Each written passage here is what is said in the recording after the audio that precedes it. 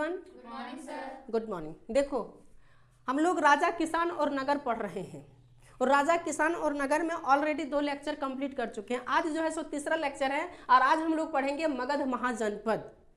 यदि मगध महाजनपद या हिस्ट्री कोई भी चीज़ है, यदि पढ़ना है तो इसी तरह पढ़ो, फिगर के द्वारा, तब जाकर के हिस्ट्री इंटरेस्ट लगेगा, नहीं तो फिर हिस्ट्री बोरिंग सब्जेक्ट लगेगा। यहाँ पर हम क्या किए हैं, मगध महाजनपद का जो भी क्लू था उसको हम बोर्ड पर लिख दिए हैं। ड्राइंग के थ्रू से तुम लोग को बताने की कोशिश करेंगे। मगध महाजनपद की यदि बात करें तो मगध महाजनपद कहाँ पड़ता है? बिहार में। जैसे कि मैप में देख लो, ये भारत का मैप है, भारत का नक्शा है और इस भारत के नक्शा में देखोगे तो यहाँ पर बिहार पड़ता है और यहीं पर जो है सो मगध है। यहीं पर, यहाँ पर क्या है? मगध। और इसी के बारे में हम लोगों को जानना है। मगध क्या था, क्यों इतना फेमस था, क्यों लोग मगध को इतना याद करते हैं, क्यों हम लोग मगध को ही पढ़ रहे हैं। तो ये मगध जो है सो इंडिया में कहाँ है? एक जगह बिहार स्टेट है और उसी स्टेट में जो है सो बिहार स्टेट में मगध है। मगध की जो राजधानी थी पहले राजगाह था, जिसे हम लोग राजगृह भी कहते हैं, लेकिन 4वीं शताब्दी में इस राजधानी को राजगृह से कहाँ शिफ्ट कर दिया? पाटलिपुत्र। अभी प्रेजेंट टाइम में पाटलिपुत्र को हम लोग पटना कहते हैं। प्रेजेंट टाइम में उसको क्या कहते हैं? पटना कहते हैं पाटलिपुत्र को। ये जो पाटलिपुत्र या जो राजगाह था, जो राजधानी थी, ये राजधानी जो है सो किलेबंदी किया गया था और किलेबंदी जो किया जाता था वो पत्थर, लकड़ी और धातु से, पत्थर, लकड़ी और धातु से इसका क्या किया जाता था? किलेबंदी। कहने का मतलब है चारों तरफ इसको घेर दिया जाता था और घेरने के बाद जो है इसका किलाबंदी किया जाता था ताकि कोई भी दुश्मन जो है ना इसमें इंटर ना कर सके। और ये जो राजधानी हुआ जो करता था वो पहाड़ियों के बीच में हुआ करता था। चारों तरफ से पहाड़ी है और पहाड़ी के बीच में ये है, तुम लोग सुनी होगी ये राजगीर। राजगीर सुनी? कहाँ पर है? बिहार में। तो वही राजगीर के ही क्षेत्र में इसकी राजधानी थी और वो पहाड़ियों के बीच में घिरा हुआ था। बहुत अच्छा देखने में लगता था। आगे हम लोग देखें तो बात है कि मगध जो साम्राज्य था या महाजनपद था, टोटल 16 महाजनपद हुआ है और उस 16 महाजनपद में जो सबसे इंपॉर्टेंट महाजनपद है वो कौन है? मगध है। तो मगध इतना प्रसिद्ध क्यों था? मगध को इतना फेमस होने के पीछे कई सारे रीजन थे। रीजन नंबर 1 ये है कि यहाँ पर खेती बहुत अच्छा होता था, खेती के लिए फेमस था।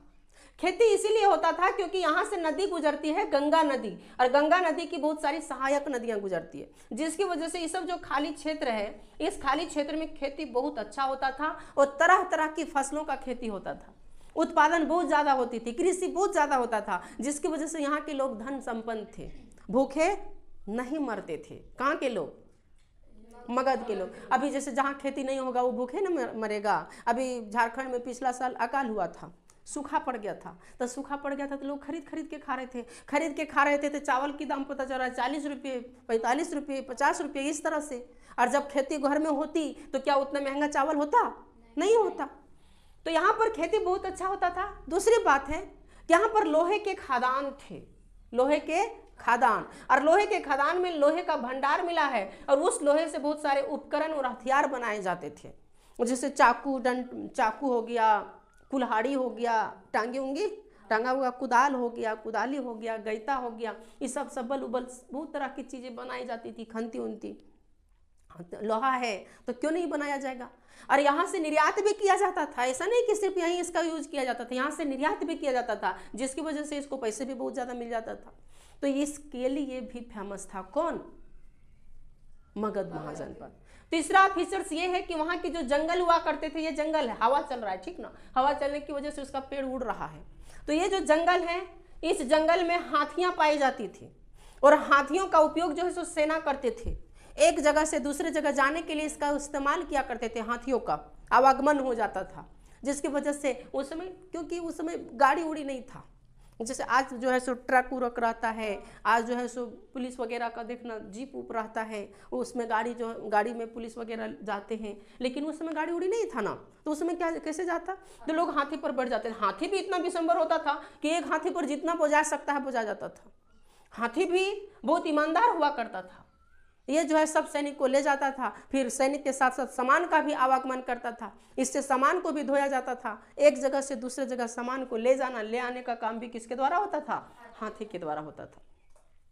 अगला है कि यहाँ पर गंगा नदी बहती थी और गंगा की बहुत सारी सहायक नदियां था, उप नदियां था, जिसकी वजह से खेती होती थी और इसी नदी के द्वारा बोट के माध्यम से एक जगह से दूसरे जगह भी चला जा सकता था।